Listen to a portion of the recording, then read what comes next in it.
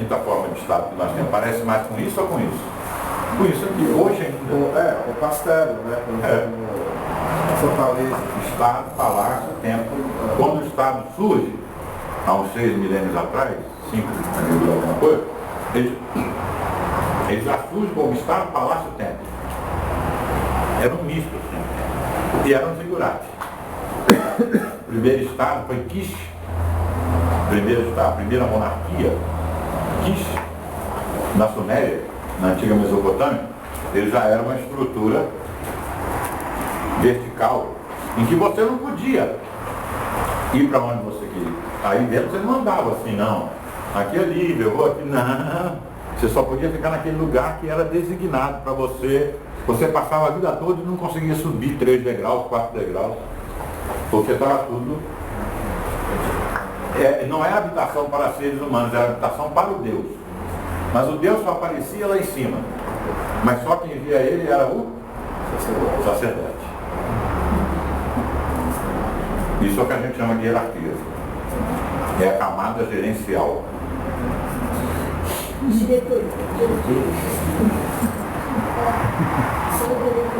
Bom, aí um pouco uma imagem, uma maquete, né? Uma maquete uma maquete da praça, né? Era uma praça atravessada por 2 ruas.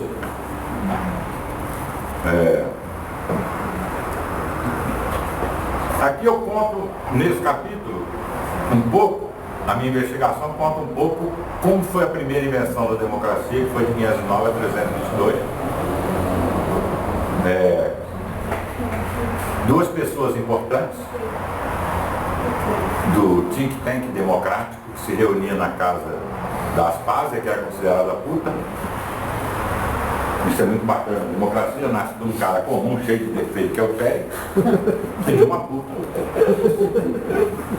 Importantíssimo.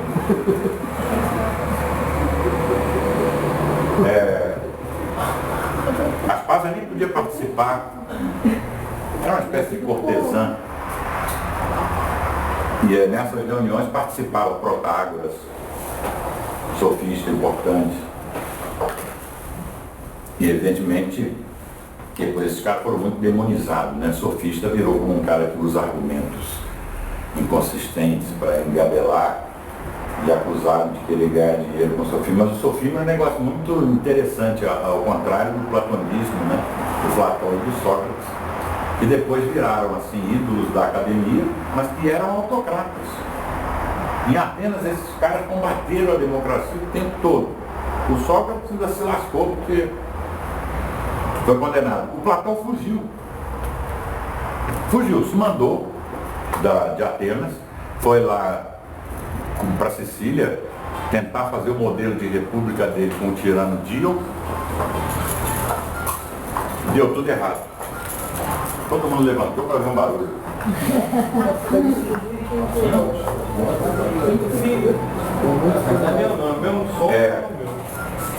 Essa história de conhecer como é que a democracia surgiu é muito importante nessa trajetória toda. Bom, vamos lá, o tempo está passando. Aí eu conto o que aconteceu depois da primeira invenção. Como é que a democracia desaparece no ano da morte de Demóstenes. Não tinha jeito de fazer frente ao Império Macedônico. Não tinha como, né? O Alexandre designou um preposto que chegou lá e falou: vamos acabar com essa zona aqui, ué, que história é essa de não ter rei? Arrumou logo um rei e acabou tudo, né? Acabou no pau, né? E nunca mais voltou, quer dizer, voltou agora, no século XIX, né? Quer dizer, por que todas as obras que foram escritas nesse interregno, várias obras políticas surgiram, vários pensadores, várias experiências, mas depois da morte de Demóstenes, que não escreveu quase nada, era um orador, um retórico, o primeiro livro que não é defendendo uma visão autocrática é de Altúcios em 1601. Então nós tivemos um interregno aí imenso, entendeu? Em que os escritos, a reflexão, o estudo da política dava como certo que era natural a autocracia, era natural ter rei, era natural o Estado ser assim, era a maneira como as coisas são, afinal as coisas são assim. Né? Isso é cultura. Claro. E aí, como é que surgiu a segunda invenção da democracia? Por volta, essa data aqui não é precisa, as outras são. Por volta de 1649, com aquela briga com Carlos I, em que os caras tentam fazer a mesma coisa que os atenienses fizeram. Eles reinventaram, eles não reformaram, entendeu? A democracia dos atenienses, eles nem conheciam, para falar a verdade. Eles reinventaram para as condições da modernidade. Quais são as condições da modernidade? Dá para fazer a água? Todo mundo conversando? Não dá mais, porque o país agora é muito grande. Mas não é só que é muito grande. É que o Estado-nação amalgamou várias comunidades que eram clusters sem atalhos. Essa é uma outra explicação que os teóricos não conseguem dar.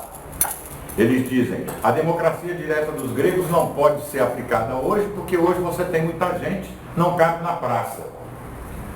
Mas não é por isso. Essa não é consistente, esse argumento.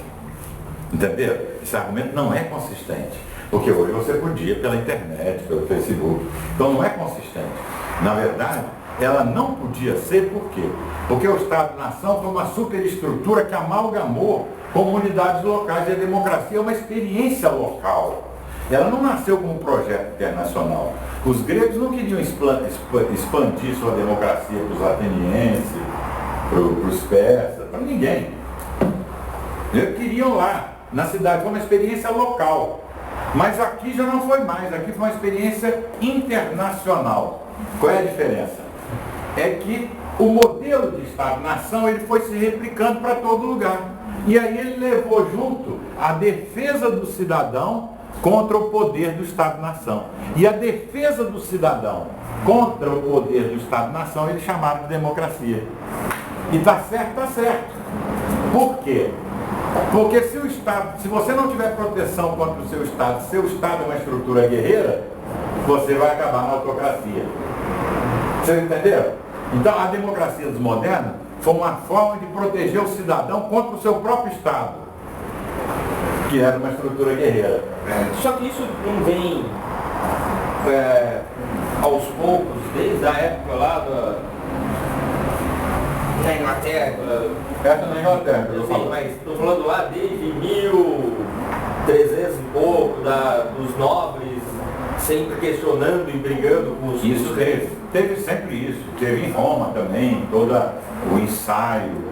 Tem gente que considera que houve em Roma a democracia, né? Eu não considero, porque a democracia não é ter assembleia. Isso nós tivemos em várias oportunidades nos países nórdicos, nos países mediterrâneos, assembleias populares, mas não era um movimento de desconstituição de autocracia. Aqui chegou a ser.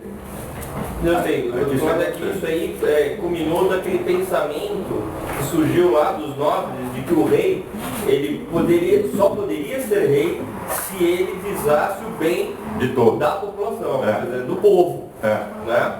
E com isso a cultura foi mudando até o momento que toda a população pensava isso. Quer dizer, para pensar, é uma democracia, uma verdade. Até hoje tem rei na... Tem, mas o rei não cumpre, o rei virou uma figura simbólica, né? Ele não é mais o rei no sentido... Quando subordinou o cara a uma constituição, você já começou a ter o que é chamado de império da lei. Império da lei significa o seguinte, eu não obedeço, ninguém obedece a um homem. Ninguém obedece a uma pessoa, você obedece a uma lei, tá? Impessoal. Bom, aí depois eu comento as diferenças, diga. Queria só levar aqui um pouco do questionamento dele. Não tem a ver, quer dizer, a gente está falando num momento que também está surgindo ou está se configurando o mercantilismo e um pouco do capitalismo que já vinha desde o século XIV com os bancos e com financiamento, de certa forma, financiamento privado dos burgos e dos feudos, das cidades-estados e tal, que tinham financiamento privado, quer dizer, o poder não emanava mais de uma só, unicamente uma estrutura... Do tesouro. No tesouro real, numa estrutura sacerdotal, mas começava a ter uma participação de um monte de atores na estrutura de poder. A segunda invenção, será que não tem a ver um pouco com isso? Porque, de certa forma, o capitalismo ele ganha dinheiro na guerra também, ele ganha dinheiro de qualquer jeito. Então, a produção do capital acontece de qualquer forma de estrutura de poder. Só que você tem uma forma em que o cara pode querer estar muito, ou querer se isolar muito e criar um conflito interno, vamos dizer, na dinâmica de reprodução do capital. Enquanto você tem outras formas em que vários atores participam da máquina do poder, vamos dizer assim, sob uma lei geral, que pode ser divina ou não, tanto faz, mas que não afronte ou que não atente, que não cause uma guerra interna na própria reprodução do capital. Sim, eu não explicaria assim pela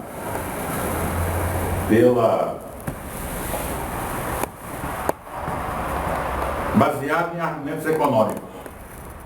Eu acho que tudo isso poderia ser resolvido sem a invenção da democracia. Você pode ter um Estado de direito subordinado a uma lei, seja revelada, seja constituída pelos humanos, que é o caso da Constituição, sem ter a democracia. Então, a democracia foi novamente uma opção. Foi uma obra de arte também. Quer dizer, foi de novo uma invenção humana. O Estado-nação, não. O Estado subordinado a uma lei, não. Mas a democracia foi uma opção. Né? Aí vem um capítulo, por que a democracia dos modernos não pode ser mais democratizada? Na verdade, eu acredito isso, não sei se vocês acreditam, mas eu estou desenvolvendo esse tipo de coisa. Quer dizer, não dá para democratizar mais o sistema político, ele apodreceu. Não tem reforma. Por outro lado, sem ele é muito pior. Será? É, muito pior. Sem ele é muito pior. Ou seja, se você não tiver democracia, mesmo fluid, mesmo a democracia representativa com todas as suas mazelas, que é essa democracia dos modernos, é muito pior do que você tendo ela com todos os seus defeitos. Quer dizer, ela é uma condição necessária para a continuidade do processo de democratização, mas não é uma condição suficiente. O que eu estou querendo dizer com isso? Quer dizer, se você for aperfeiçoando, não vai dar em porra nenhuma. Mas se você não tiver, você não tem o que democratizar. Vai fazer alguma experiência de radicalização da democracia no Sudão? Não tem como. Não tem democracia nenhuma para radicalizar lá. Ou no Egito, né? Caiu o último faraó, agora em 2011, que foi o Mubarak. Não tem nenhum tecido social compatível com o modo de regulação, ainda que exista a rede social, mas não tem nenhuma compatibilidade com o modo de regulação democrática. Então, democracia nesses lugares pode ter eleição, pode ter todas essas coisas, mas democracia, nesse sentido, não terá. Então, o problema do limite da democratização da democracia dos modernos é difícil de entender. O sistema apodreceu, então vamos jogar ele fora. Não, o sistema apodreceu significa que ele não pode ser mais democratizado. Ele chegou no seu limite. Mas é a partir dele que você consegue continuar o processo de democratização e de surgimento de novas instituições democráticas.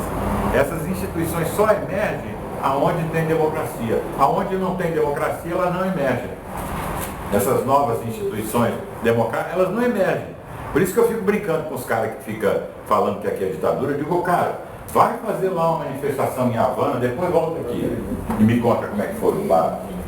Vai fazer um em Pequim. Vai fazer lá em Astana. Vai fazer, pega o nome das 50 ditaduras que remanescem no mundo. Uma coisa importante, ver isso.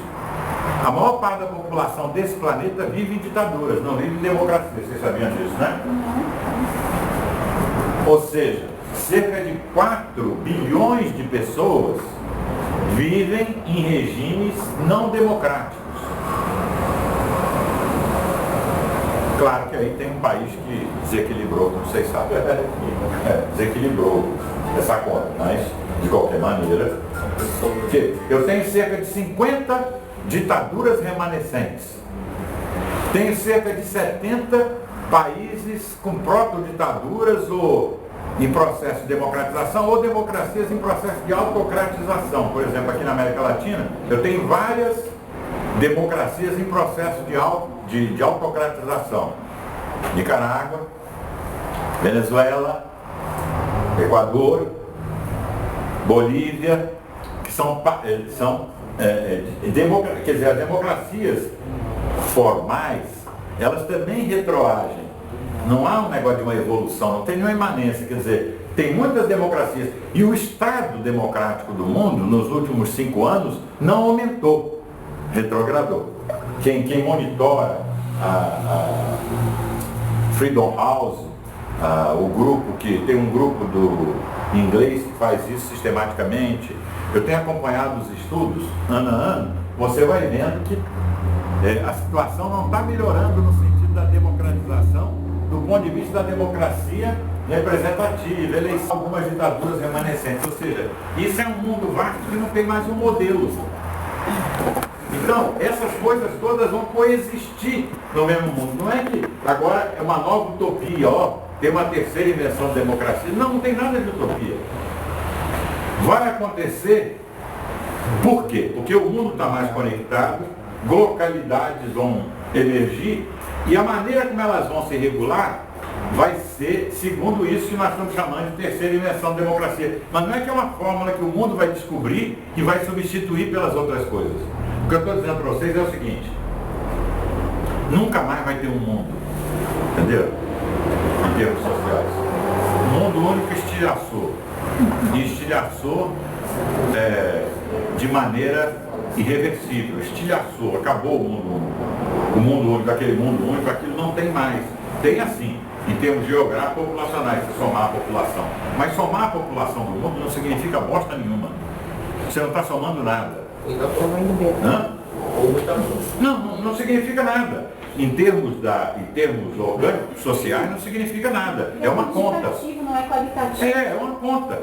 É como se você disser assim, os pensionistas do INPS. Significa o quê? Nada. Eles não têm nenhuma, entendeu? Em termos sociais, que não são as pessoas, é o que existe entre elas. Quando você fala os pensionistas do INPS, você está dizendo o quê? Nada. É um olhar sobre aquelas pessoas que são... Mas elas não têm nenhuma relação, elas não configuram nada. Não é?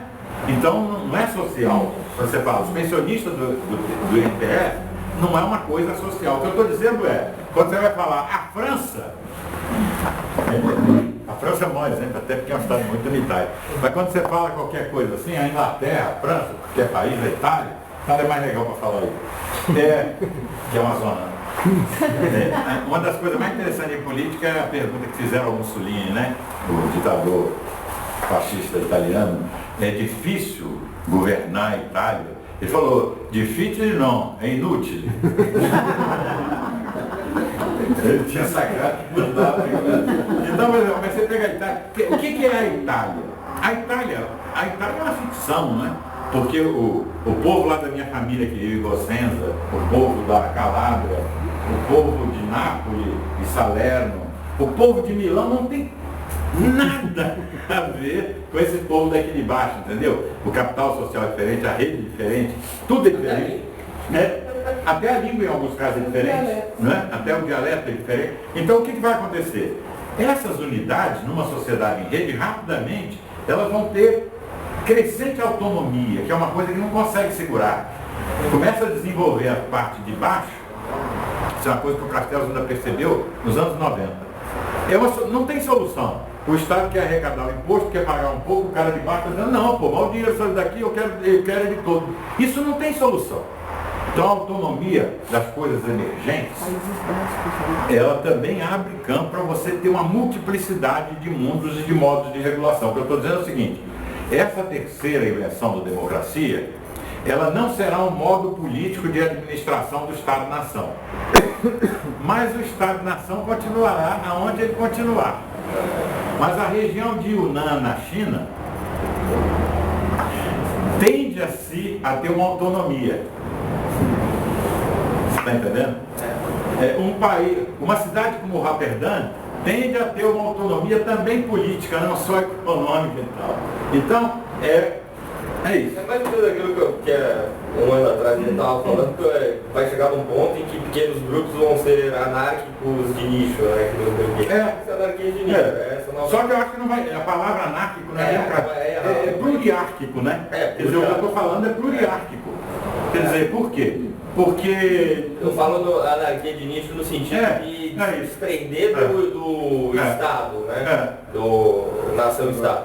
Agora, você me fez um comentário que eu não consegui, eu estou aqui pensando e não consegui, eu queria provocar para saber o que você pensa. Você falou, tá, tudo bem, democracia é um tipo de política, mais política até do que um modelo de você falou também que política é um outro estado da guerra, né? Mais ou menos isso. A guerra basicamente existe por causa da posse, a posse por causa da negociação. Eu não sei. Como é que você pensa isso? Eu não acho que é isso. Eu não acho que nós enveredamos com uma explicação econômica para os fenômenos políticos. E eu não acho que eles explicam os fenômenos políticos. Eu não acho que não existe nenhuma determinação econômica, aquele negócio que o marxismo infectou na nossa cabeça, que era assim, tem uma estrutura econômica, e essa estrutura econômica vai gerar uma superestrutura política, jurídica. Eu não estou falando eu sei que você não está falando de posse de economia, eu estou falando posse de... De quê? De personalidade, de cultura. Por que um Estado briga com o outro não é só por causa do mercado. Não sou inocente para acreditar, eles estão brigando. Se você quiser saber minha resposta para isso, é o seguinte, eu acho que o Estado... por uma questão de cultura, da gente tentar impor, eu acho que toda mulher tem que trabalhar. E vai lá, vê as mulheres burras e fala, não, tem conflitos culturais, raciais, econômicos, tem todo esse tipo de conflito que a gente classifica assim, mas eu acho que a guerra, ela é um padrão associado à hierarquia. Ela é um padrão associado à hierarquia. E quando um país faz guerra, ele não está fazendo guerra contra um outro país. A guerra é um pretexto para ele verticalizar internamente o seu tecido social. Sim, mas aí... Então, se você, de repente, você cai numa ilha, você é um cara antigo, você não é o Rafael de hoje, você é um cara lá de trás. Eu jogo você lá no sul da Itália, onde tem uma série de povos, e você reúne aquele pessoal numa cidade, 2 cidades, algumas aldeias, vilas. A primeira coisa, Rafael, que você ia pensar é a seguinte: nós temos que arrumar um inimigo. É a primeira coisa que a gente aprende quando a gente aprende a ser militante político, é construir inimigo. Porque se você não constrói inimigo, você não coesiona aquele pessoal que você quer manter sob seu comando. Estamos chegando então, a guerra, ela é um metabolismo da hierarquia. Ela é uma coisa funcional para você manter. Raramente a guerra é feita contra um inimigo real. Ela é um pretexto para você manter um poder interno. Então você mantém um poder interno porque quando tem guerra existe uma coisa chamada estado de guerra. O estado de guerra é um estado em que você pode editar uma normatividade vertical. Você pode ver, quando surge a autocracia, ela já é guerra. A hierarquia surge junto com a autocracia, né? Historicamente, vamos dizer assim. E quando surge esse complexo hierarquia e autocracia, eles surgem na civilização chamada civilização patriarcal e guerreira. Mas é guerra. Se você não tiver guerra, você não tem autocracia. Como é que é agora que está difícil fazer guerra? Olha um problema agora. Na modernidade ficou difícil fazer guerra. Por quê? Porque países democráticos, da democracia, segundo a democracia dos modernos, não guerreiam entre si. Já notaram? Não guerreiam entre si. Não tem um exemplo aí. Podem tentar achar um exemplo de uma guerra entre 2 países com democracia representativa. Vocês não vão achar porque não tem. A última foi a Segunda Guerra Mundial. Segunda Guerra Mundial foi a última. Não, mas não foi com países democráticos.